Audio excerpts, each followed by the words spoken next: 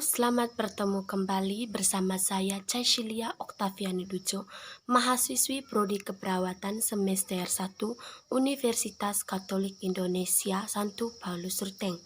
Kali ini saya akan berbagi tentang konsep pembelajaran dan pendekatan pembelajaran. Tugas ini adalah tugas mata kuliah strategi belajar di perguruan tinggi dengan dosen pengampu Bapak Yohanes Cakri. Selamat menyaksikan. Yang pertama saya akan menjelaskan tentang konsep pembelajaran. Konsep pembelajaran adalah proses interaksi antara peserta didik dengan pendidik dan sumber belajar pada suatu lingkungan belajar. Pembelajaran itu merupakan bantuan yang diberikan pendidik agar dapat terjadi proses perolehan ilmu dan pengetahuan, penguasaan, kemahiran, serta pembentukan sikap dan kepercayaan pada peserta didik agar dapat belajar dengan baik. Yang kedua, saya akan menjelaskan tentang konsep dan pendekatan pembelajaran. Yang pertama, pendekatan pembelajaran adalah sebuah visi dan pola pikir pendidik pada aktivitas belajar, yang mana visi tersebut dipakai untuk membuat lingkungan belajar yang ideal sesuai dengan apa yang diinginkan pendidik. Lingkungan ideal tersebut diharapkan mampu membuat kompetensi dasar bisa diraih dan proses pembelajaran berjalan dengan baik. Di sini saya mengambil 6 macam pendekatan pembelajaran untuk peserta didik. Yang pertama, pendekatan kontekstual atau contextual teaching and learning adalah pendekatan inisiatif guru untuk bisa mengembangkan belajar yang bisa dihubungkan dengan kondisi di lingkungan sehari-hari siswa. Yang kedua, pendekatan konstruktivisme memiliki fokus tersendiri dalam pembelajaran, yakni pada membangun kreativitas siswa berguna untuk siswa mampu mengutarakan gagasan dan diterapkan di dunia nyata.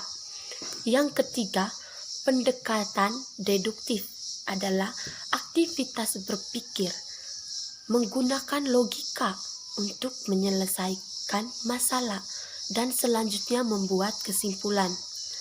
Yang keempat, pendekatan induktif merupakan hasil kesimpulan dari aktivitas berpikir dan elemen dengan karakter khusus. Yang kelima, pendekatan konsep. Pada pendekatan ini, siswa dibimbing untuk bisa memahami suatu konsep secara mendalam agar terhindar dari miskonsepsi atau kekeliruan konsep. Yang keenam, pendekatan proses adalah aktivitas pembelajaran yang berfokus pada siswa untuk bisa menjiwai sebuah proses pembangunan dan penemuan konsep yang bisa menjadi landasan bagus untuk keterampilan proses. Yang ketiga, saya menjelaskan suatu teori pembelajaran yang siswa ketahui atau peserta didik ketahui di lingkungan belajar. Teori konstruktif sebenarnya sudah ada dari dulu, namun digunakan sampai sekarang karena bersifat efektif dan mampu beradaptasi dengan baik terhadap perubahan zaman. Lewat teori konstruktif, peserta didik diajak untuk mendalami pengetahuan secara bebas atau bisa juga memakainya sesuai pengalaman. Yang keempat, tentang konsep teori behavioristik dan penerapannya dalam pembelajaran. Teori behavioristik itu menjelaskan belajar itu adalah perubahan perilaku yang dapat diamati, diukur dan dinilai. Secara konkret, perubahan terjadi melalui rangsangan atau stimulus yang menimbulkan hubungan-hubungan perilaku reaktif atau respon berdasarkan hukum-hukum mekanistik. Stimulus tidak lain adalah lingkungan belajar anak baik yang internal maupun eksternal yang menjadi penyebab belajar. Contoh dari belajar behavioristik adalah yang pertama, itu mementingkan faktor lingkungan. Yang kedua, menekankan pada faktor bagian. Yang ketiga, sifatnya mekanis. Yang keempat, mementingkan masa lalu.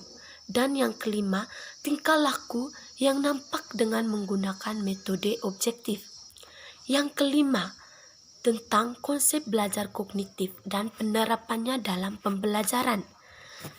Teori kognitif ini di mana dia lebih mementingkan proses belajar daripada hasil belajarnya. Teori kognitif juga adalah perubahan persepsi dan pemahaman yang tidak selalu berbentuk tingkah laku yang dapat diamati dan dapat diukur. Asumsi teori ini juga bahwa setiap orang telah memiliki pengetahuan dan pengalaman yang telah tertata dalam bentuk struktur kognitif yang dimilikinya. Proses belajar akan berjalan dengan baik jika materi perjalanan atau informasi baru beradaptasi dengan struktur kognitif yang telah dimiliki seseorang. Yang keenam, ini adalah pendekatan pembelajaran yang paling cocok untuk saya. Saya akan menjelaskan pembelajaran yang paling cocok untuk saya. Menurut saya, pembelajaran yang cocok untuk saya itu auditori. Di mana karena cara belajar auditori itu adalah gaya belajar yang lebih mengandalkan pada indera pendengaran, di mana siswa lebih mendengar daripada belajar untuk pakai penglihatan atau pakai mata. Karena indera pendengaran itu untuk lebih memahami dan mengingat informasi atau pengetahuan. Karena tipe belajar auditori ini benar-benar menempatkan pendengaran sebagai alat utama untuk menyerap informasi atau pengetahuan. Dan konsep pembelajaran auditori ini menurut saya sangat bagus untuk karakter belajar kita sebagai mahasiswa supaya cepat memahami materi yang diberikan oleh dosen. Baik, penjelasan untuk teori konsep pembelajaran dan pendekatan pembelajaran itu saja dari saya. Semoga bermanfaat. Terima kasih. Salam semangat.